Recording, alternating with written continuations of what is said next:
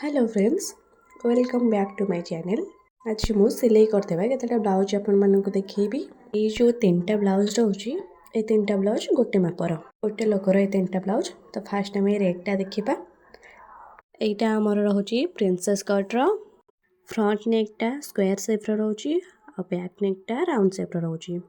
हाथ रोची यार 11 इंच रो। Blouse piece रे जो बॉर्डर थिला सेटा मो हाथ लगे देची। एटा आम सेकेंड ब्लाउजटा एटा मेरून कलर रोची। एटा भी सेम प्रिंसेस कट रो तार हाथर लेंथ भी सेम अच्छी। आउ यार ब्लाउज पीस रे जो बॉर्डर देथिला सेटा मो हाथ रे डार्क मेरून कलरटा रोची। Third number blouse dark maroon colour रे रोची।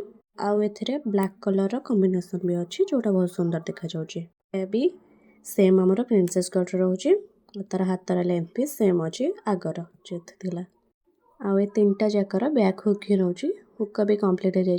एटा हमर फोर्थ नंबर ब्लाउज। एटा डबल कटोरी रे रोची। ई कस्टमर करा दीटा ब्लाउज थिला एटा आ पररा। आर बैक भी राउंड शेप रे रोची। सिंपल ब्लाउज टा रोची। फर्स्ट जो ब्लाउज टा थिला प्रिंसेस कट रे आ एटार सेम अच्छी डिजाइन और कलर भी सेम अच्छी। बट दीटा ब्लाउज के अलग एटा सेटा थिला प्रिंसेस कट रे आ एटा होची डबल कटोरी वाला। हमर आ गोटे ब्लाउज 6 नंबर ब्लाउज जोटा कि रोचे प्रिंसेस कट रे आ एटा व्हाइट कलर प्रिंटेड वाला डिजाइन रोचे। ए ब्लाउजटा हमर डिजाइन वाला रोचे। पॉप वाला हाथ रोचे। आ ए बैक रे भी डिजाइन रोचे। बैक रे डिजाइन अच्छे और तार गोटे फूल भी मु लगे देची। आ यार हाथ रोचे पॉप वाला जोटा कि मु फर्स्ट टाइम पई किछि पॉप रो तयारी करछि। सेते मोर वीडियो भी किछि करनी। आ एथरे कपड़ा रो डोरी भी लगेछि।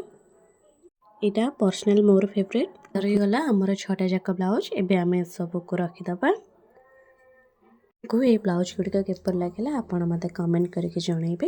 एबे ए सब ब्लाउज गुड़िको से सब रो साड़ी सहित रखिकी कस्टमर पे बैग रे रख दबा।